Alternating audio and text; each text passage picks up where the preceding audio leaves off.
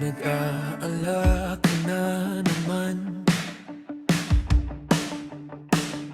kahit wala pang ang dahilan. Isang tanong mo, limang chat ko, pero sing ka lang sa dulo. Wag naman, wag naman, wag mo kong isama sa tampuhan. Di ko kaya ganyan na parang extra lang sa buhay mo ngayon. Wag naman, kung alis ka sabihin sa harapan.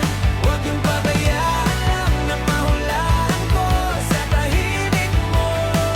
Okay lang.